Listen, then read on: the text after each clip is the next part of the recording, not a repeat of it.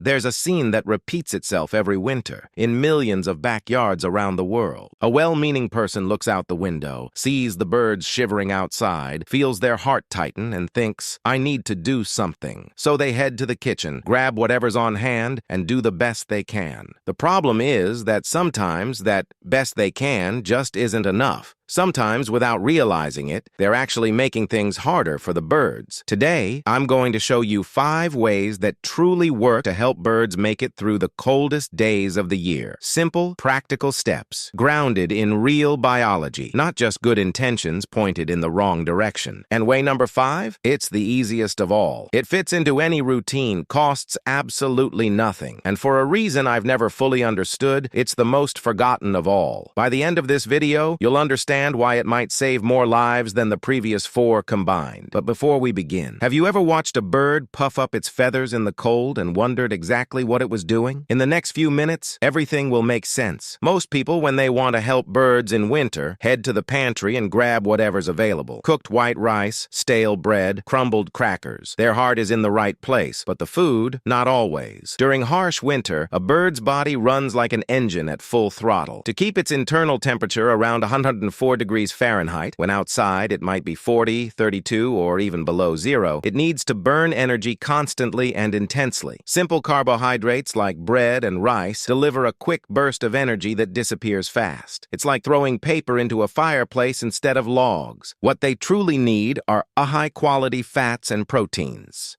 Oil-rich seeds like sunflower, Niger, and crushed peanuts are extraordinary. Rendered animal fat, the famous sweet of colder climates, is another option that birds treat like buried treasure. A single sweet ball can provide enough energy for a finch to survive an entire night of frost. Research from the Cornell Lab of Ornithology confirmed that feeders stocked with hulled sunflower seeds attract the greatest variety of species during winter, and that birds fed quality fats show significantly higher survival rates during cold snaps. Think of it this way. You wouldn't give a hungry child just a slice of bread and call it a meal. With a bird that weighs less than an ounce and needs to survive a freezing night, the logic is exactly the same. This is where one of the subtlest and most painful mistakes well-meaning bird observers make lives, usually without even noticing. A feeder appears in the backyard.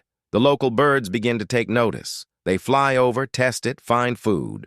Over the following days, they reorganize their entire foraging routes around that feeding point. A finch doesn't visit a feeder only when hungry. It maps it, memorizes it, and comes to depend on it as a core part of its survival plan.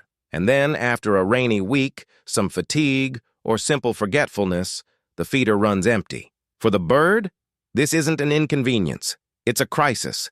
It directed precious energy flying to that spot, energy that, in winter, is literally irreplaceable. The rule is simple. If you started, don't stop. An empty feeder in winter is crueler than no feeder at all. If you know you can't keep up the consistency, consider putting out a smaller amount of food, but never let it run out.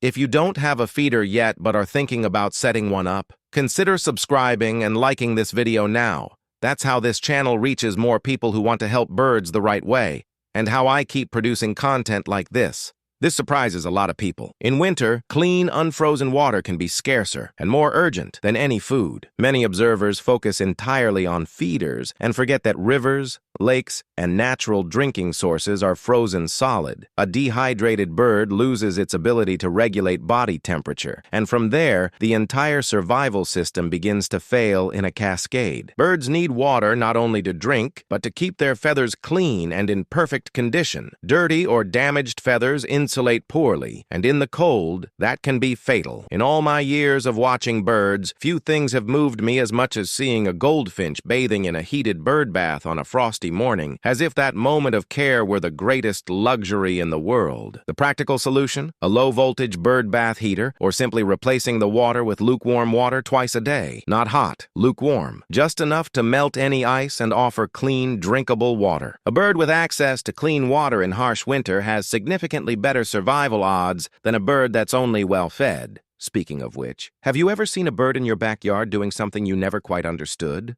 Tell me in the comments. I read everything, and sometimes the strangest behavior has the most fascinating explanation. Imagine you weigh half an ounce. Your lungs are smaller than an almond. And to survive a winter night, you need to maintain your internal body temperature at 104 degrees Fahrenheit, with no clothing, no blanket, no heater. That's the challenge a finch faces every night from December through February. The solution evolution gave them is extraordinary. They huddle, dozens of birds pressed together in tree cavities, dense shrubs, rock crevices, sharing body heat like a living heating network. Studies have documented groups of up to 30 birds of the same species sleeping together in improvised winter roosts. What you can do is simple. Don't prune your garden completely in autumn. Dense shrubs, tangled branches, dry foliage, all of it forms natural shelter. A wooden nest box positioned correctly, away from the prevailing wind, facing east, can become a communal dormitory for several birds. And if you have pines, cypresses, or any evergreen tree in your yard, congratulations. You already have a 5-star winter hotel for birds. Never cut those branches in winter. They're being used far more than you realize, just at night, while you're asleep. Here we are, way number 5. From the very beginning of this video, I promised it would be the easiest and the most overlooked, and it is, completely. Observe, just observe. This isn't a metaphor, it's literal. When you take 5 minutes a day to look at your backyard in winter, with real attention, with presence, without scrolling, you notice things. You notice the feeder is empty before a bird arrives and finds nothing. You notice the bird bath froze overnight. You notice a bird arrived alone, slightly stumbling, one eye half closed, a sign of illness, a sign to act. Active observation transforms you from a passive provider into a true guardian. Citizen science studies, like Project Feeder Watch, run by the Cornell Lab of Ornithology, show that attentive backyard observers are responsible for detecting avian disease outbreaks before they ever appear on scientific radar. Ordinary people in ordinary backyards who simply stopped to look. But there's something even deeper in this.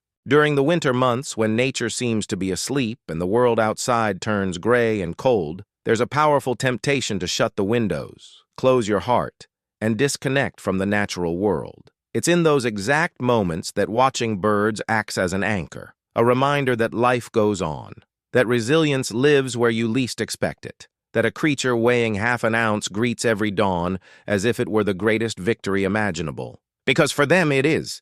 So, the right feeder, the right food, consistency, clean water, thoughtful shelter, and 5 minutes a day of genuine attention.